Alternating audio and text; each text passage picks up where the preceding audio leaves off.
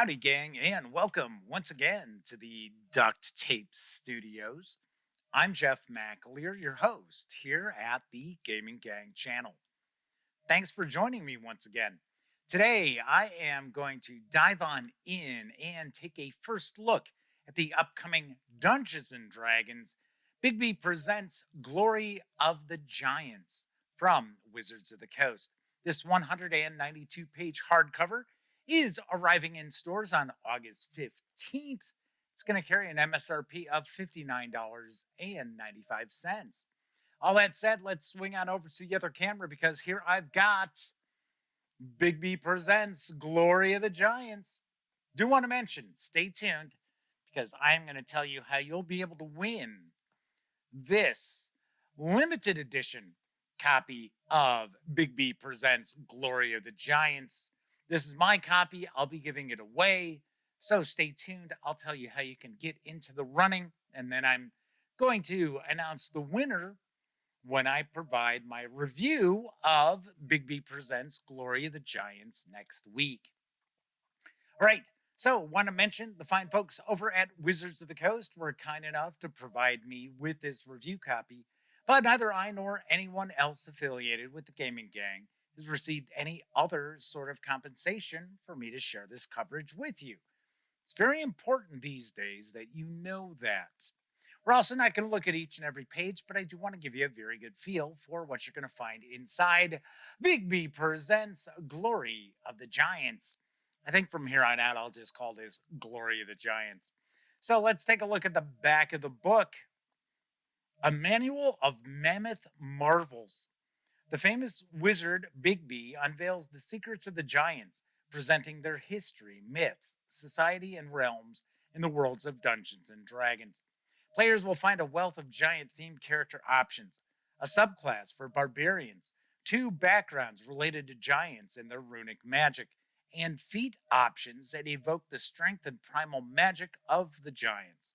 Dungeon Masters will gain inspiration for bringing giants to life, from maps of giant-built sites to tremendous treasures and intriguing trinkets in a giant's bag, as well as dozens of big new monsters. Let Bigby teach you everything about the iconic giants of D&D. And of course, you do need the core books in order to use Glory of the Giants. So let's dive on in. And we've got quite a lot of illustrators, so let's make sure we give them credit here. So it looks as if our project lead on this was James Wyatt, with Mackenzie Diarmas, Dan Dillon, Ben Petrosor, and Jason Tondo. So those are our writers on Glory of the Giants. So we're going to get our breakdown of chapters. We have character creation, giants in play, giant adventures, giant enclaves, giant treasures. We got a bestiary. Looks like that is going to take up the majority of our page count here. In fact, almost half the book. We'll also have some concept art and adventure hooks. Glory of the Giants. Myths, fairy tales, folklore, and fantasy literature throughout the real world depict a tremendous range of giants. Some tales suggest that the humans of past ages were gigantic, and the relatively small stature of present-day humans is a mark of their degeneracy. Others imagine remote realms, cloud castles, or lost continents where, my gosh, Brobdingnagian people dwell, set apart from their puny relatives. In the worlds of Dungeons and Dragons, the story of the giants is a tragic one that echoes this whole range of fantasy and myth. All right, so it looks like it's going to tell us what the breakdown on each of the chapters is. We were just talking about that already. So we've got new character options. So as the back of the book points out, we've got a new background for barbarians.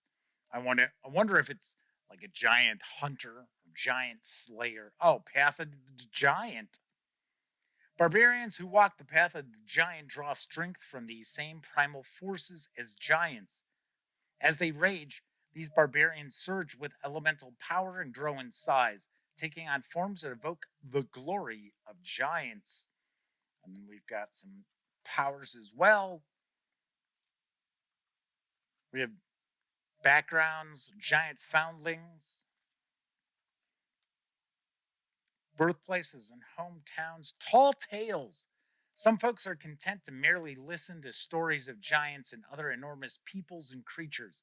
For others, these tall tales become the basis of their entire adventure and career. Such individuals find themselves gripped by legends of giants, spurred to embark on dangerous quests in search of truth or vindication.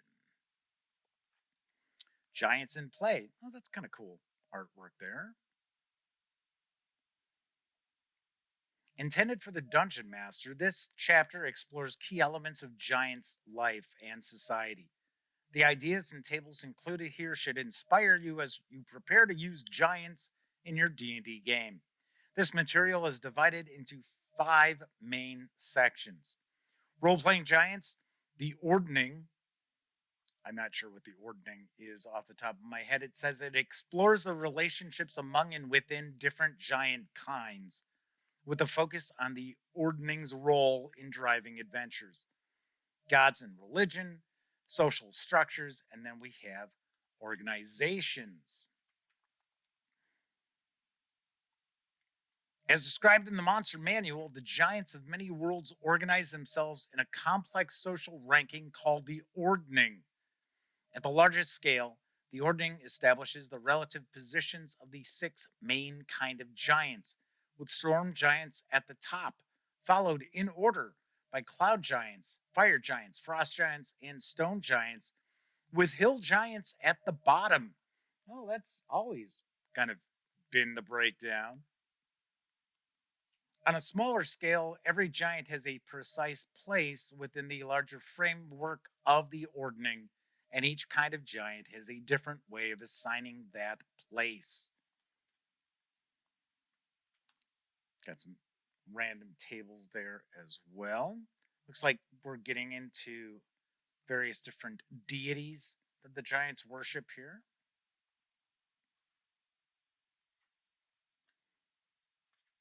I think their main deity is Anam. Anam. I want to say it's Annam. I remember that, but I don't remember the ordning.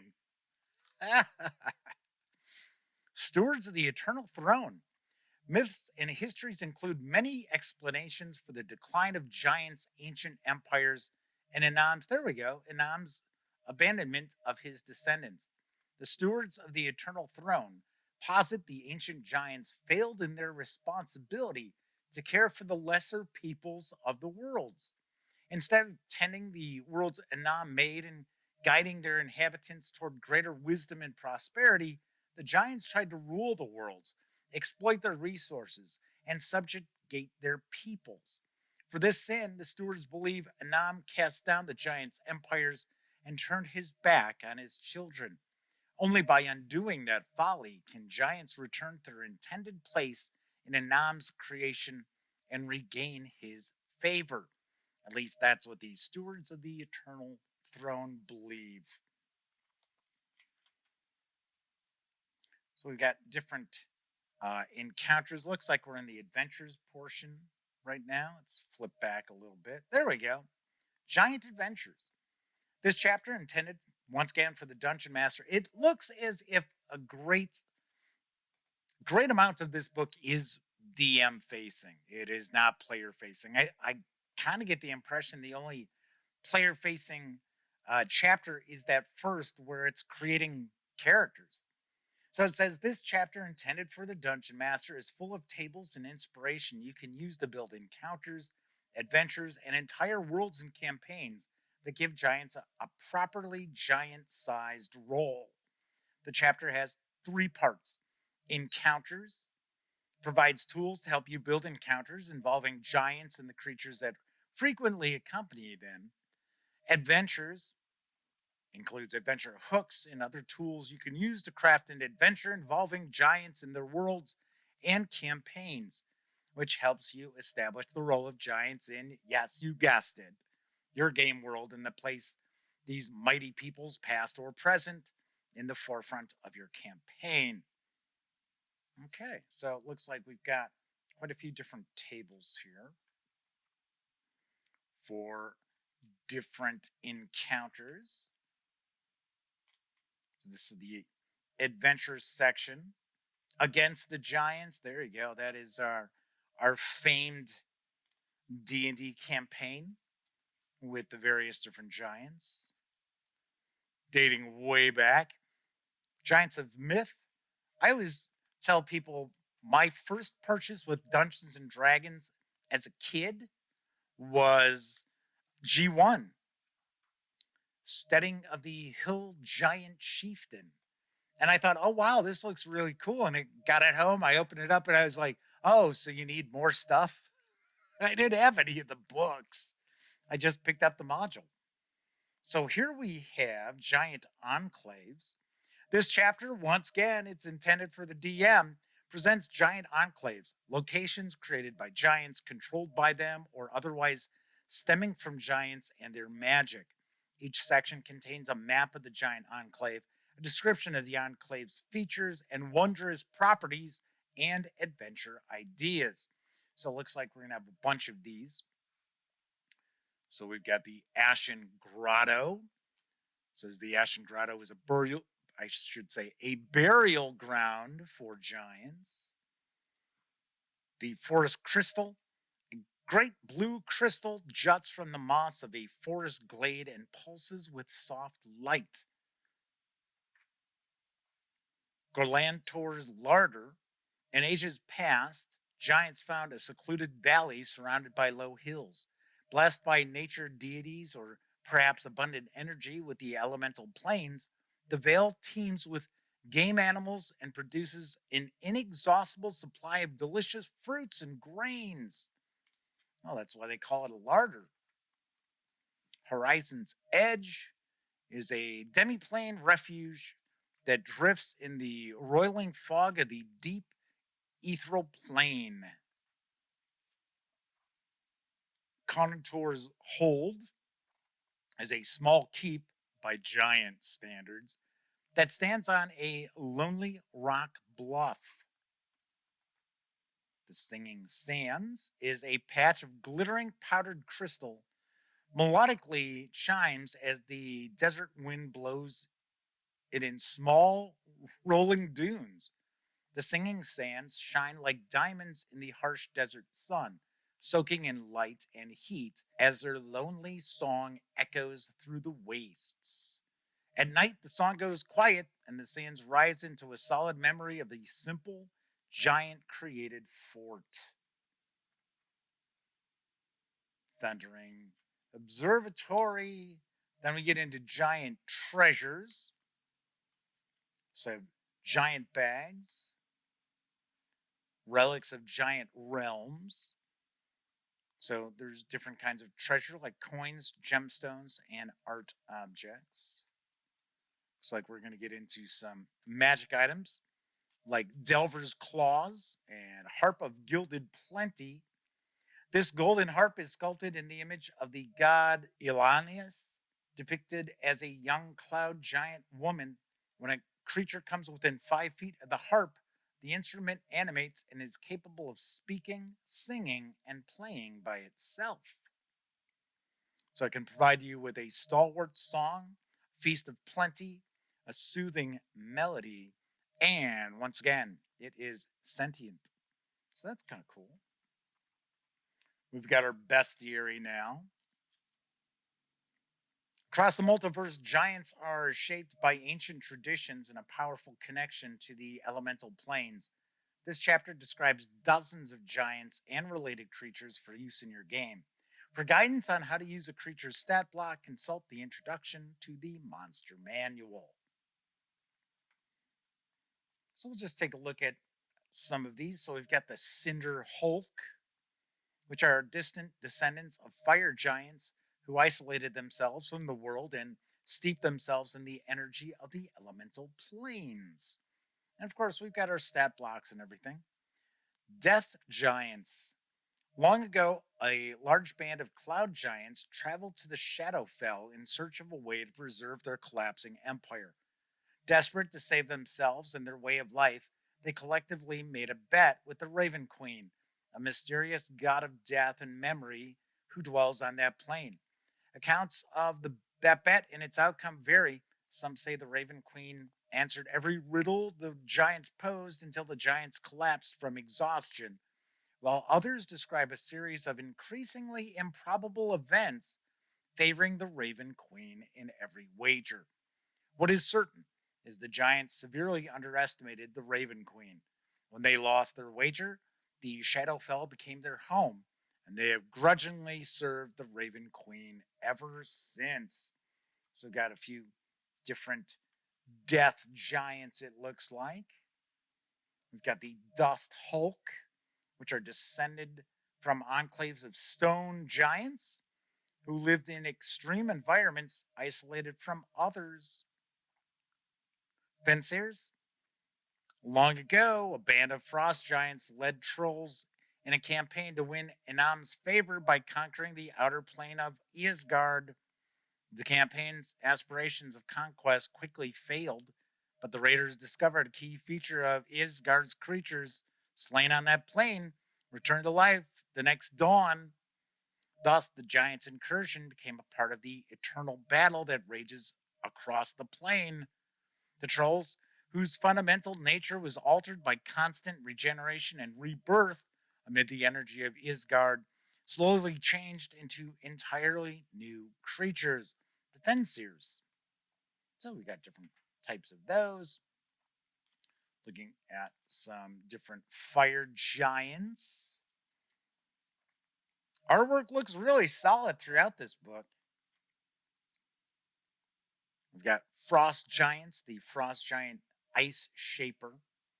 Frost Giants who master rune magic are known as Ice Shapers, and their sheer power typically contributes to a meteoric rise in the giants' ordning.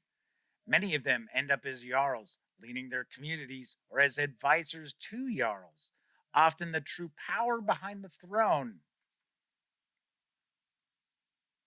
Gargantua.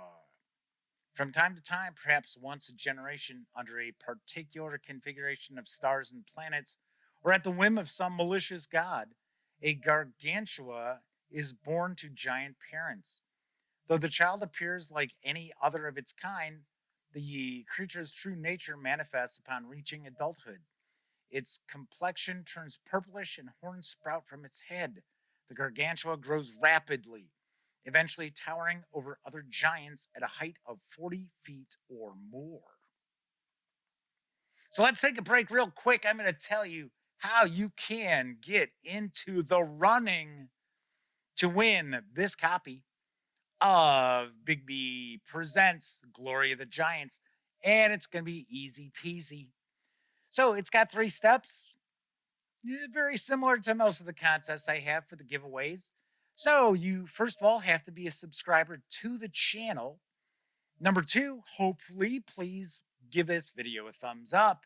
And lastly, just leave a comment letting me know what is your favorite type of Dungeons and Dragons giant and why. Like I said, easy peasy.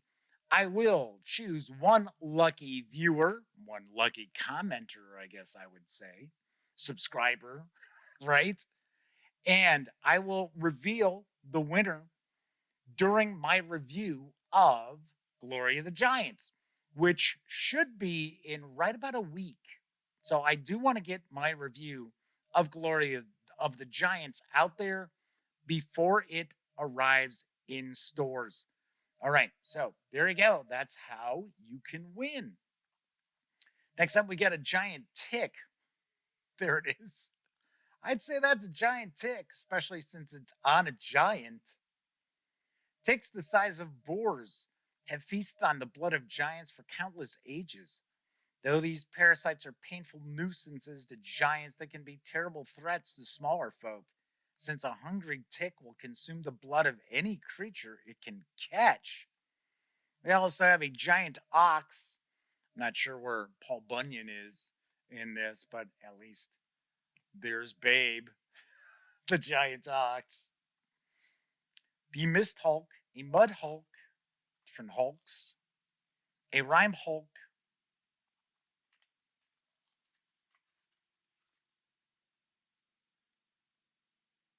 the Scion of Scorius.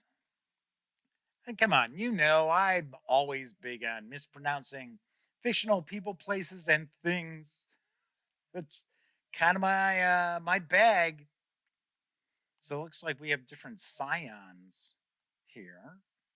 The spotted lion, roughly twice the size of a common lion. A spotted lion has a dusky coat and mane, both speckled with charcoal covered spots. Spotted lions gather in prides to hunt enormous prey, ranging from giant elk to mammoths. Stone and cloud giants often keep these massive beasts as pets and hunting companions. The storm herald. Ancient and alien beings dwell or slumber in ocean depths, awaiting some cosmic circumstance that signals their time to rise. In their retreat from the world, storm giants sometimes stray into the orbit of such creatures, perhaps while seeking insight into some omen, vision, or prophecy. Krakens, aboleths, and great old ones delight in corrupting storm giants to their service, transforming them into storm heralds. We got trolls. So we got new types of trolls, and then we're going to get into our creature list. Then we're going to get some concept art. And here are our adventure hooks. And that is what we find inside Dungeons and Dragons Bigby Presents Glory of the Giants from Wizards of the Coast. Once again, this is arriving in stores on August 15th. It's going to carry an MSRP of $59.95. And as I pointed out already, I am going to be reviewing Glory of the Giants and have that review video out prior to the book hitting stores. So stay tuned. Probably be up within the next week or so. All right, that is it for this time out. If you like the video, by all means, please give it a quick thumbs up. Subscribe to the Gaming Gang channel if you haven't already. And if you do subscribe, don't forget, ding that bell, because it'll not only let you know when I upload videos such as this first look, it'll also let you know when my live stream, the Gaming Gang Dispatch, airs Tuesday, Wednesday, and Thursday evenings right here on YouTube at 7 p.m. Central. Of course, when you're not watching videos on the Gaming Gang channel, be sure to visit thegaminggang.com for the latest in tabletop gaming news, reviews, and a whole lot more that you won't find here on the YouTube channel. You know the drill. Get your geek on at thegaminggang.com. I'm Jeff McAleer. Thanks for watching, and until I see you next time, here's hoping each and every one of you gets to enjoy plenty of great gaming with your gang.